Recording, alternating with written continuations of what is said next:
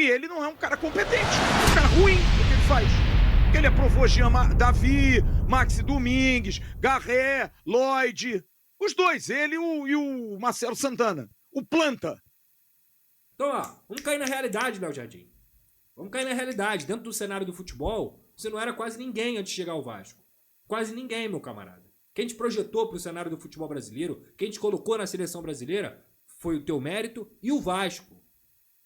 E o Vasco, que está oferecendo o dobro do salário que você ganha hoje em dia para você renovar. Entendeu? Agora era de verdade. Sentar ali, botar um filme e esquecer que o Vasco jogou hoje, esquecer que o Vasco vai terça-feira ter um jogo importante pela Copa Sul-Americana. Esquecer assim, não falar. Eu não queria novamente estar aqui remoendo a dor de todo vascaíno. Eu não queria novamente estar aqui falando sobre mais uma atuação. Porque, cara, o que a gente tá vendo aí é que a pergunta que a gente fez na última live, a pergunta que a gente fez na partida contra o Porto Cabede sobre se eles sentiam vergonha, ela foi respondida, cara. Ela foi respondida. Eles não sentem vergonha. Eles não estão nem aí. Eles estão cagando e andando. Cagando e andando. Essa que é a grande verdade. Da diretoria até o grupo de jogadores. Cagando. Eles não estão nem aí. Não estão nem aí. Assim, a mentalidade deles é um fracasso. O que o Vasco fede hoje é a fracasso. O que paira sobre o Vasco hoje é uma aura de fracassado. São fracassados. Essa que é a grande verdade. Hoje, qual é o adjetivo que mais se assemelha ao que é o Vasco da Gama? Fracasso. Fracasso. Cada jogo que passa é um fracasso pior. É um vexame pior. E já começa a faltar palavras, tá? Já começa a faltar palavras. Porque nem força pra reclamar a gente tá tendo mais. A gente já tá meio que anestesiado, assim. Anestesiado porque é muito sintomático. Como a aura de fracasso. Como essa mentalidade fracassada. Como esse medo de vencer. O Vasco tem medo de vencer hoje. O Vasco é um time de futebol. Quando você entra nas partidas, você entra pra vencer. Eu, quando eu vou jogar dama, xadrez, pelada, ping-pong, quando eu entro pra fazer qualquer coisa na minha vida, eu entro pra vencer. Porque o jogo se faz de um vencedor e um perdedor. O empate acontece, mas qualquer jogo você tem um vencedor e você tem um perdedor. O Vasco é um time de futebol centenário, tetracampeão brasileiro, tricampeão continental, que em 2025 entra em campo para não perder. Só que assim, além de não perder, de não só perder, além disso, o Vasco ainda fede a fracasso. Porque é um fracasso atrás do outro. Felipe, com todo respeito, meu camarada, com todo respeito do mundo, Felipe, de coração, irmão, que jogo você assistiu hoje? De verdade, cara. Vou falar mais uma vez aqui. Você é um dos caras que mais me deu prazer de ver jogando. Você é um dos caras que mais fez eu ir ao estádio. Mais eu olhava e me apaixonava por futebol. Que jogo o senhor assistiu hoje?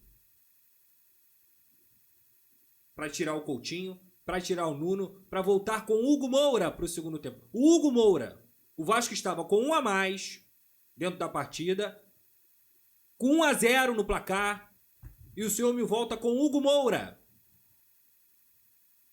O cara que mais errou no ano de forma decisiva. E você volta com o Hugo Moura para fazer o Vasco fazer o quê? O que o Hugo Moura vai ajudar no jogo do Vasco? O que o Hugo Moura vai fazer o Vasco ficar mais próximo de uma vitória? Entrando no segundo tempo com 1 a mais, com 1-0 no placar. O que o Hugo Moura vai fazer? Ou melhor, o que ele não vai fazer? Sua leitura de jogo foi horrível, Felipe. Porque você não é treinador de futebol. Não é. Larga, esquece. Não é treinador de futebol. Você foi um cracaço. Cracaço. Jogou muita bola. Genial. Como treinador de futebol, não serve. Pro Vasco não serve. Mas não serviu pro Confiança, não serviu pro Volta Redonda, não serviu pro Bangu. Não foi por acaso. Não foi por acaso. Porque o que aconteceu hoje, lá no Barradão, além desse grupo de jogadores que tem uma veia fracassada, derrotista, o que você fez hoje, Felipe, parecia de verdade, cara, de verdade. Parecia sacanagem o que aconteceu hoje. Sacanagem. Olha o cenário. Vamos lá, vamos analisar o jogo. Vitória e Vasco no Barradão. O Vasco entra com uma formação diferente das últimas partidas, coloca o Sforza e coloca o Paulinho dentro do jogo, depois das atuações vergonhosas de Hugo Moura e Matheus Cocão, jogo após jogo. Ok. Aí você vai pra partida. Deixa eu tirar a camisa aqui. Aí você vai pra partida. O Vitória, durante os primeiros 25 minutos, estava em casa. Controlou o jogo, o Vasco pouco jogou, pouco tocou na bola, mas também pouco sofreu. Essa é a verdade. O Vasco não sofreu, tá? Então, no primeiro tempo. Então, a partir do momento que o Vasco consegue, mesmo sem ter a bola, controlar a partida no sentido de não ser tão bombardeado, do Vitória não conseguir criar grandes jogadas quando ainda estava 11 contra 11, ok, tá fora de casa, respeita o plano de jogo e tenta achar seu gol. O Vasco, que geralmente é o time que entrega os resultados, que geralmente é o time que faz a merda, que faz a besteira, dessa vez foi ao contrário. O Vasco ganhou uma expulsão. O Mateuzinho, ele é completamente imprudente, aí ele vem voando com o cotovelo pro alto, cotovela, dá uma cotovelada na cara do Paulinho, e o Paulinho, naquele momento ali, toma um choque de cabeça, chama o VAR, expulsão correta. Correta, tá? Expulsão correta, nada o que reclamar. Aí o Paulinho, que estava jogando muito mal, ele começa a jogar muito bem. Ele começa a aparecer no jogo. O Sforza já vinha jogando bem. Começa a aparecer também com as viradas de bola dele, dando uma qualidade maior de saída para o Vasco. Quem começa a aparecer na partida também com um pouco mais de espaço é o lado esquerdo. Coutinho, Nuno e Lucas Piton. E justamente uma triangulação daquela ali, que o Vasco subiu as linhas e conseguiu encaixotar um pouco Vitória no final do primeiro tempo, sai o que a gente sabe que é a única coisa que acontece nesse time. Cruzamento, gol do Verratti. Inclusive, eu só posso salvar em todo esse vexame, em todo esse bando que é o time do Vasco hoje, o Verratti. É o único. Nem Léo Jardim. Senhor Léo Jardim, tá demorando para renovar? 3 propostas, Léo Jardim. Léo Jardim, 3 propostas, com quase o dobro do salário, ou até chegando ao dobro do salário, Léo Jardim. Aí, surge a notícia hoje, não vai jogar. Não vai jogar, meu filho? Pega a sua trouxinha, fala que não vai jogar e segue a sua vida. Segue a sua vida, entendeu? Se for pra realmente não jogar, que eu espero que isso não aconteça, eu espero. Léo Jardim, segue a sua vida. E olha que eu sou um cara que eu te defendo pra caramba. Você é um cara competentíssimo. Joga muito, agarra muito, dos melhores goleiros do Brasil. Mas se for pra ficar nessa, pro Vasco não serve, meu camarada. Pro Vasco não serve. Porque trocou de empresário, aí o empresário fica 3 meses, o Vasco está há mais de 3 meses, senhor Léo Jardim, há mais de 3 meses entregando propostas. E aí vem a contraproposta agora, que tá pertinho de você bater a meta de renovação. É isso, senhor Léo Jardim? É sério? Sério mesmo? Entendeu? Pra você fazer o jogo patético que você fez hoje contra o Vitória, porque o seu jogo foi patético. Eu não sei se você sabe, se você percebeu isso. Você espalma uma bola que você tinha que ter saído no gol do Vitória. Aí no segundo tempo, você quase entregou um gol pro Vitória, se eu não me engano foi o Mosquito. Quase entregou. E novamente o Vasco tomou um gol de bola aérea, onde você também não consegue fazer nada. Nada, absolutamente nada. Compreende, seu Léo Jardim? Então, vamos cair na realidade, Léo Jardim. Vamos cair na realidade. Dentro do cenário do futebol, você não era quase ninguém antes de chegar ao Vasco. Quase ninguém, meu camarada. Quem te projetou pro cenário do futebol brasileiro, quem te colocou na seleção brasileira, foi o teu mérito e o Vasco.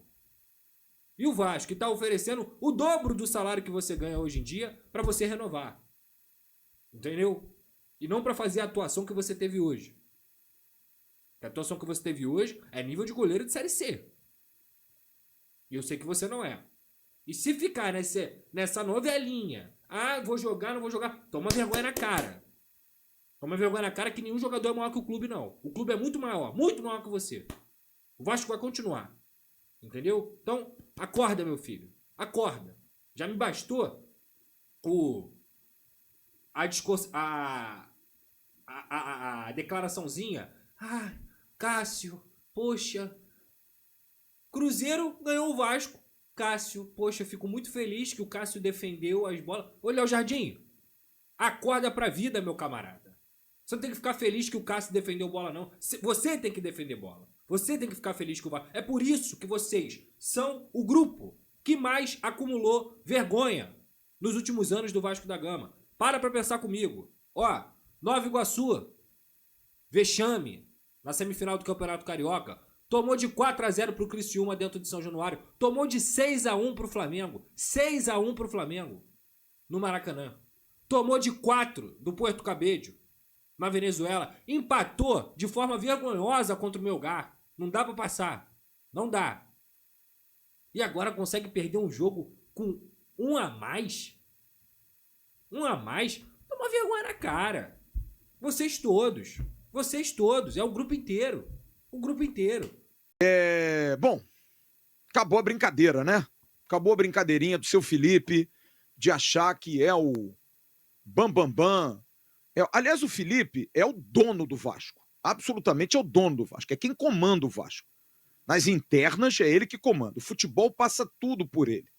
Passa absolutamente tudo por ele. Mas eu falei hoje de manhã no Esquenta, Fernando Diniz, se eu pudesse pegar um telefone e mandar uma mensagem para você, eu mandava e falava de novo o que eu falei e que eu repito há alguns anos com treinadores que vão para o Vasco. Eu tenho a impressão que dentro do Vasco, como o ambiente é um ambiente pesado, e já de muitos anos, qualquer treinador que chegue, ele é contaminado pelo vírus da incompetência de um clube fadado a fracasso como é o Vasco. De gente fracassada, de gente ruim, de gente incapaz, de gente incompetente. O Clube de Regatas Vasco da Gama é um clube permeado de pessoas sem nenhuma capacidade para fazer aquilo que basicamente deveriam fazer. Mas, Diniz, você é um ponto fora da curva. Então vou pedir, por favor, Fernando Diniz, não dá ouvido para esses caras do departamento, porque nenhum deles vai ser demitido. Nenhum deles vai ser demitido. Porque por muito menos o Álvaro Pacheco foi demitido pelo presidente Pedrinho, mas não vai demitir o Felipe. Pô, vai demitir o Felipe? Não vai. O Felipe foi um fracassado treinador no Volta Redonda. Fala lá para você ver.